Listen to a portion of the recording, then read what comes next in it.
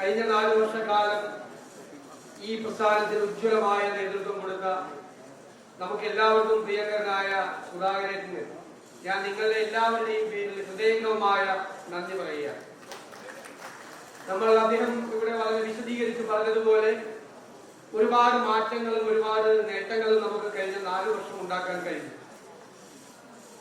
തുടർച്ചയായി ഭരണം നഷ്ടപ്പെട്ടതിന് ശേഷം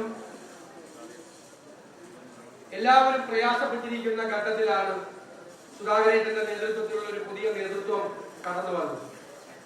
അതെല്ലാം ആത്മവിശ്വാസം തിരികെ കൊണ്ടുവന്ന് നമുക്ക് തിരിച്ച് വീണ്ടും അധികാരത്തിലെത്താം എന്നുള്ള പ്രതീക്ഷ ഉണ്ടാക്കാൻ അദ്ദേഹത്തിന്റെ നേതൃത്വത്തിലുള്ള കേരള പ്രദേശ് കോൺഗ്രസ് കമ്മിറ്റിക്ക് കഴിഞ്ഞുവെന്ന് ഞാൻ പ്രത്യേകമായി പറയാൻ ആഗ്രഹിക്കുന്നു. നമുക്കറിയാം, ശ്രീ സണ്ണി ജോസഫ് ഇന്ന് KPCCയുടെ അധ്യക്ഷനായി ചുമതലയേറ്റിരിക്കുകയാണ്. ഇവിടെ സൂചിപ്പിച്ചതുപോലെ കോൺഗ്രസിന്റെ സൗമ്യമായ മുഖമാണ്, പക്വതയാർന്ന മുഖമാണ് ശ്രീ സണ്ണി ജോസഫ്. അദ്ദേഹം ഏത് സങ്കീർണമായ പ്രശ്നമാണെങ്കിലും അതിമനോഹരമായി ആഴത്തിൽ അത് അവതരിപ്പിച്ചു. തികഞ്ഞ രാഷ്ട്രീയ ബോധമുള്ള, സംഘടനാ ബോധ്യമുള്ള ഒരാളാണ് അദ്ദേഹം.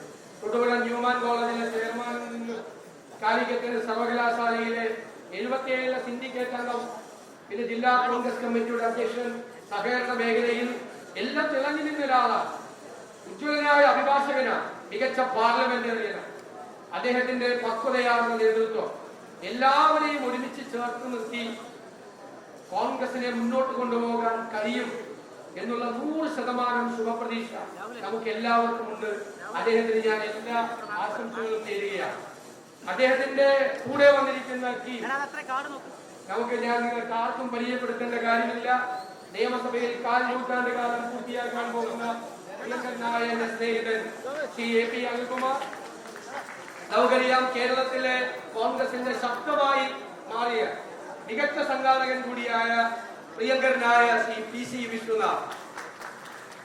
പേര് കേട്ടാൽ അപ്പോൾ തന്നെ കയ്യടി ഉയരുന്ന ശ്രീ ഷാഫി പറമ്പിൽ. അങ്ങനെ ഒരു നല്ല നേതൃത്വം, KPCC പ്രസിഡന്റ് കോൺഗ്രസിലെ വർക്കിംഗ് കമ്മിറ്റിയിലേക്ക് അദ്ദേഹം തിരഞ്ഞെടുക്കപ്പെട്ടിരിക്കുന്നു. ഇതാണ് നമ്മുടെ സന്തോഷം, നമ്മുടെ ആഹ്ലാദം.